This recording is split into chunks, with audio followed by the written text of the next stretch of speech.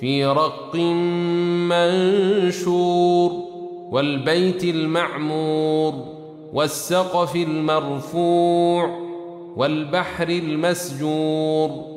إن عذاب ربك لواقع ما له من دافع يوم تمور السماء مورا وتسير الجبال سيرا فويل يومئذ للمكذبين الذين هم في خوض يلعبون يوم يدعون إلى نار جهنم دعا هذه النار التي كنتم بها تكذبون أفسحر هذا أم أنتم لا تبصرون اصلوها فاصبروا أو لا تصبروا سواء عليكم إنما تجزون ما كنتم تعملون إن المتقين في جنات ونعيم فاكهين بما آتاهم ربهم ووقاهم ربهم عذاب الجحيم كلوا واشربوا هنيئا بما كنتم تعملون متكئين على سرر مصفوفة وزوجناهم بحور عين والذين آمنوا واتبعتهم ذريتهم بإيمان ألحقنا بهم ذريتهم وما ألتناهم من عملهم من شيء كل امرئ بما كسب رهين وأمددناهم بفاكهة ولحم مما يشتهون يتنازعون فيها كأسا لا لغو فيها ولا تأثيم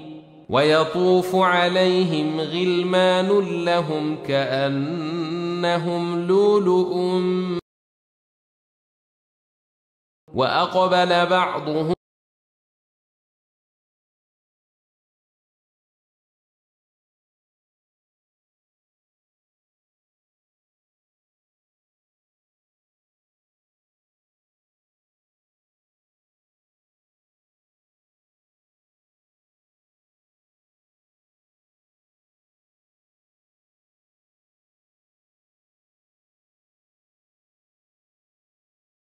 ندعوه إنه هو البر الرحيم فذكر فما أنت بنعمة ربك بكاهن ولا مجنون أم يقولون شاعر نتربص به ريب المنون قل تربصوا فإني معكم من المتربصين أم تأمرهم أحلامهم بهذا أم هم قوم طاغون أم يقولون تقوله بل لا يؤمنون فليأتوا بحديث مثله إن كانوا صادقين أم خلقوا من غير شيء أم هم الخالقون أم خلقوا السماوات والأرض بل لا يوقنون أم عندهم خزائن ربك أم هم المسيطرون أم لهم سلم يستمعون فيه فليأت مستمعهم بسلطان مبين أم له البنات ولكم البنون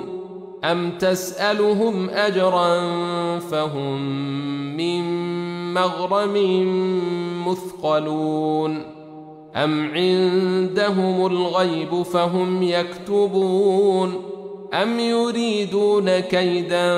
فالذين كفروا هم المكيدون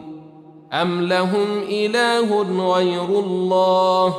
سبحان الله عما يشركون وإن يروا كسفا من السماء ساقطا يقولوا سحاب مركوم فذرهم حتى يلاقوا يومهم الذي فيه يصعقون يوم لا يغني عنهم كيدهم شيئا ولا هم ينصرون وإن للذين ظلموا عذابا دون ذلك ولكن أكثرهم لا يعلمون واصبر لحكم ربك فإنك بأعيننا وسبح بحمد ربك حين تقوم ومن الليل فسبحه وإدبار النجوم بسم الله الرحمن الرحيم والنجم إذا هوى ما ضل صاحبكم وما غوى وما ينطق عن الهوى إن هو إلا وحي يوحى علمه شديد القوى ذو مرة فاستوى وهو بالأفق الأعلى ثم دنا فتدلى فكان قاب قوسين أو أدنى فأوحى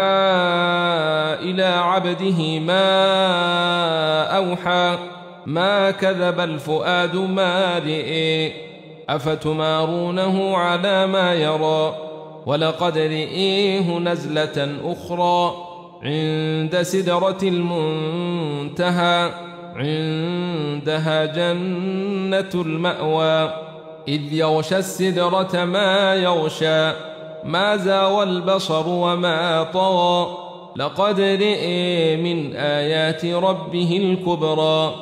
أفرأيتم اللات والعزى ومناة الثالثة الأخرى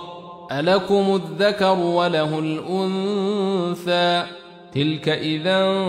قسمة ضيزى إن هي إلا أسماء سميتموها أنتم وآباؤكم